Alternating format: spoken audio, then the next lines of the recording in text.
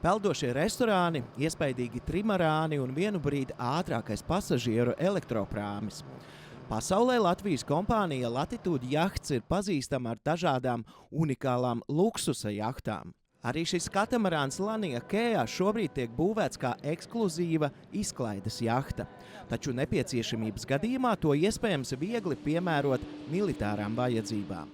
Korpusa virsbūve klājas, tās būs tādas pašas, bet atšķirsies no privātai izmantošanai jahtas, atšķirsies iekšējās struktūras izbūve militāriem katamarānam, aprīkojums, arī svars. Divkorpusu jahta jeb katamarāns sniedz ievērojams priekšrocības gan privātai jahtai, gan arī militāram kuģim.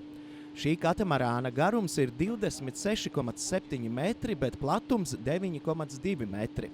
Šāda garuma un platuma attiecība ievērojami palielina klāja laukumu un tai pašā laikā samazina iegrimi, kas šādam katamarānam ir tikai 60 līdz 70 centimetru.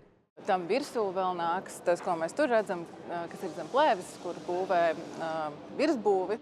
Katamarānu iespējams izmantot tālu jūrā, kur ir lieli viļņi, un mazās iegrimes dēļ tas spēj pietuvoties arī teju jebkuram krastam. Taktiskais katamarāns tas principā ir daudzfunkcionāls kuģis, ko var izmantot dažādām jūras drošības operācijām. Galvenokārt tas mums būtu kā platforma bezpilotu lidaparātiem. Latitude Yachts katamarāna uzbūvēšanai ir nepieciešami 12 mēneši. Kompānija spēja vienlaikus būvēt 6 šādus katamarānus. Pašlaik par militāro katamarānu būvniecību rit pārunas ar Brazīlijas un ASV drošības kompānijām. Kārlis Kristapsons, Ilmārs Roķis, TV3.